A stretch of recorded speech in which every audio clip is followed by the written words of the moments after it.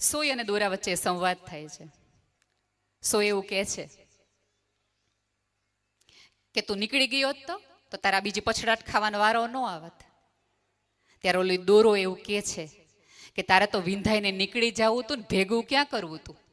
મારે તો આ મારા પોતાનાને જોડી રાખવા હતા ને એટલા માટે મેં પછડાટ ખાધી છે. અહીંયા બેઠેલી તમામ સ્ત્રીઓને વિનંતી છે, અથવા ભાઈઓને પણ, કે પોતાનાને જોડી રાખવા માટે બે પછડાટ ખાવી પડે ને તો ખાઈ લેજો, તો જ ઘરો જોડાયેલા રહેશે. આમ તમે જુઓ ને તો આપણે ત્યાં તો સરસ નીલકંઠની પરંપરા છે. ઝેર તમારે પીને જ જવાનું, ગળીને જ જવાનું, અહીંયા રાખવાનું છે. અને એમ ઝેર પીવાથી જો નીલકંઠ થવાનું તો હાંજ પડે કેટલાય ઝેર પીને મરી જતા હોય છે, તો તે ન થઈ ગયા હોય? નહીં. સમાજમાં કેટલાય કુટુંબના કેટલાય એવા ઝેરના ઘૂંટડા હોય કે જે હૃદયમાં દાબી રાખવાના હોય. માનો કે ન માનો, જો તમે જોઈન્ટ ફેમિલીમાં છો, તમારી પેઢીઓ સાથે છે, તો 100% તમારા ઘરની એકાદ સ્ત્રી કશું ગળી રહી છે અને કાં તો એ સહન કરી રહી છે, એટલે તમારા પરિવારો ભેગા છે. 100%. તો એ સ્ત્રીને ક્યારેક સન્માનિત કરો. મને હંમેશા એક ફરિયાદ સમાજ પાસેથી રહી છે કે અમારા જેવી બે સ્ત્રીઓ બોલતી થાય તો તમે એને સન્માનિત કરો, બે સ્ત્રીઓ ડૉક્ટર થાય તો એને તમે સન્માનિત કરો, બે સ્ત્રી એન્જિનિયર થાય તો સન્માનિત કરો, બે ક્યાંક સાયન્ટિસ્ટ થાય તો તમે એને સન્માનિત કરો. પણ બે પેઢીથી, 3 પેઢીથી ઘર જોડી રાખતી સ્ત્રીને કે દિવસે સ્ટેજ આપીને એમ કીધું વંદન છે તારી જીભને બેન, તું કેટલું ગળી ગઈ હશ કે આખો પરિવારને તે 3 પેઢીથી જોડી રાખ્યો છે. આ એવા અમારા બા છે કે જેના આજ સુધી ક્યારે અથાણા નથી બગડ્યા, એને બધાઓ તમે. પણ આપણે ભાષા બદલાવી નાખી અને પછી આપણે વાંક કાઢીએ સ્ત્રીઓનો કે અત્યારની છોકરીઓ આમ, અત્યારની છોકરી. આપણે જ એમને શીખવ્યું કે આ રીતે તમે આટલું આટલું કરો ને મહાન બનો. તો મહાન એટલે શું? છાપામાં છપાય, છપાતી, વંચાતી એ જ સ્ત્રી મહાન? અહીંયા બેઠેલા તમામ પુરુષો 3 લાઈનો જે સફેદ કપડાવાળા છે, એના સફેદ કપડાના દાગો છે ને ક્યારેય ન દેખાવા દીધું હોય તો એની પાછળ તમારું ઘર ઓઢીને બેઠેલી સ્ત્રીના આંસુ જવાબદાર છે દોસ્ત. તો જ શક્ય બને. અને આ જગતની સ્ત્રીને તમારા સફેદ કપડા ઉપર ગમે એવા ડાઘ લાગ્યા હોય ને તો કપડું ફાડ્યા વગર એ દાગ કાઢતા આવડે છે. એટલે પુરુષ જો આટલો અડીખમ ટક્કર રહી શક્યો હોય ને તો ક્યાંક એ સ્ત્રીનો હાથ જવાબદાર છે, એનો સ્પર્શ જવાબદાર છે, એનો ખોળો જવાબદાર છે. પણ આપણે સફળ થઈએ ને એટલે આપણે એમ કહીએ કે ઉપરવાળાના આશીર્વાદ છે, મારી મહેનત છે, મારો સંઘર્ષ છે, મારા માતા પિતાના આશીર્વાદ છે. આ જગતના એક પુરુષ સક્ષમતાથી એવું ન કહી શકે કે મારી પત્નીની સહન શક્તિ જવાબદાર છે મને અહીં સુધી પહોંચાડવા માટે. અને અમે બહેનો એટલા બધા રાજી કે અમે સલાડ કોમ્પિટિશનમાં પહેલા આવીએ ને તો પહેલું એમ કે મારા પતિનો અને મારા પરિવારનો એટલો મોટો સાથ છે કે હું અહીં સુધી પહોંચી છું. જે દિવસે પ્રવચનોની અંદર, છેલભાઈ તમે તો મારા કરતા વધુ અનુભવી છો, કે સાવ ગઈઢા થઈ જાય અને છેલ્લું પુસ્તક હોય ને ત્યારે તમે પત્નીને અર્પણ કરો. પહેલું કરવું જોઈએ. કે તમને લખવાની ટેવ વિશે છોકરાઓને એને અંદર પૂરી રાખ્યા. અત્યારે તમે રોતા નહીં, અવાજ કરતા નહીં, તાર પપ્પા લખે છે. પપ્પાને કવિતા ઘણી ઉતરતી હોય, બહેનોને ઉતરતી હોય, પણ વાસણવાળી, કામવાળી બધાને આજુબાજુ અવાજ સંભળાતા હોય. એટલે છેલ્લું પુસ્તક તમારું કાંઈ ન હાલતું હોય તેથી તમે છેલ્લું, અને ત્યારે એ સ્ત્રીને જરૂર ન હોય તમારા અર્પણની. શું કરવાના એ અર્પણને? એક સરસ ઉંમરે, જીવવાની ઉંમરે તમે સન્માન આપો ને તો જીવવું થોડુંક હેલું લાગે. અને એણે કાઢેલા ઘસારા, એની કરોડરજ્જીના, જેમ કે ને ડૉક્ટર એમ કે ને ગાદી ખસી ગઈ, એની ગાદી નથી ગઈ, એની સ્થિરતા ખસી ગઈ કે એટલું સન્માન ન મળ્યું. અને બીજી મહત્વની વાતો મારે જે કરવાની છે, હું એવું બિલકુલ બહેનો વિશે નહીં બોલું, ભાઈઓ વિશે પણ એટલું જ બેલેન્સ રાખીશ. કે ભાઈઓને કહું છું કે જો કહેવાનું નહીં રાખો ને તો બહુ જ ડૉક્ટર પાસે હૃદય ખોલવા કરતાં ખોલી નાખો ને. આ તમે એ જ સ્ત્રીઓ ને પત્નીઓ જ છે કે જેને તમે એક સમયમાં પ્રેમ કરતા હતા. અને મને કોઈ દિવસ નથી સમજાણું, લોકોને પોતાની પત્નીને પ્રેમ કરવામાં બહુ જ શરમ આવે છે ભાઈઓને. કે કયો ક્યારેક કે તમને કદર છે એની. અને મેં કીધું એમ કે જ્યારે ભાઈઓ તમારી પાસે વાત લઈને આવે છે ત્યારે સાંભળવાનું રાખો. એક બાળક મેલું ઘેલું થઈને પોતાના ઘરે આવે તો માં એને કેવું વાલું કરી લે. ત્યારે તમે એમ કહો છો કે એ મારી નવી સાડી છે, તારા કપડા, તારા હાથ જો, એકે વખત તમે એવું કહો છો?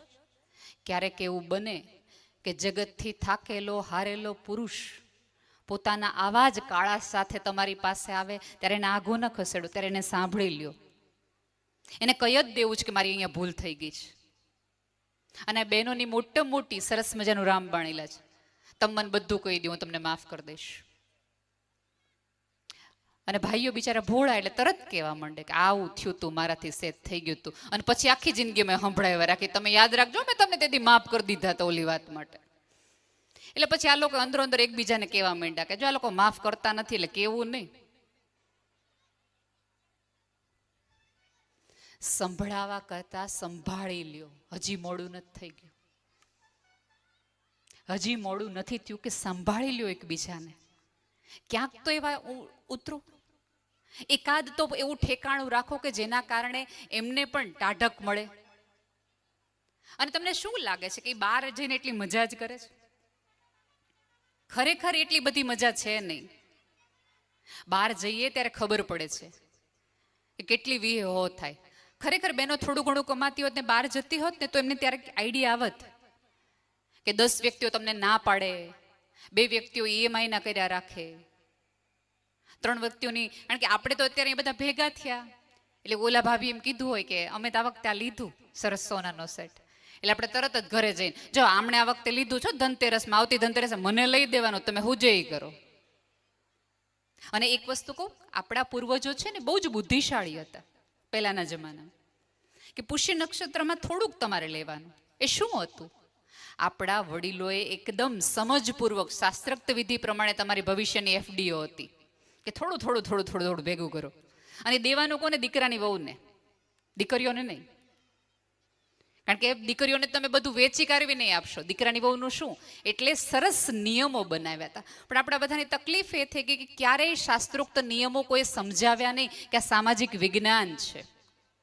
દીકરીના ઘરનું પાણી નહીં પીવાનું વાત બહુ સાચી છે, પણ ક્યાં સુધી?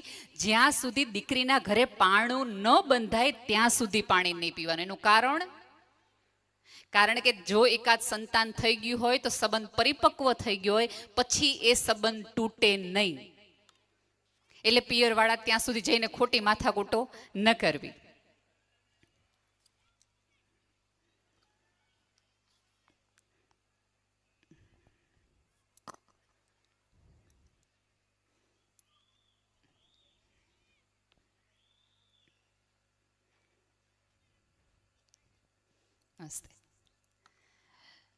આવી નાની નાની ઝીણી ઝીણી વાત હતી કે દીકરીના ઘરે પાણું ન બંધાય ત્યાં સુધી તમારે પાણી નથી પીવાનું. એટલે બહુ આવરો જાવરો ન હોય તો દીકરીના ઘરમાં ખોટી માથાકૂટો તમે ઊભી ન કરો.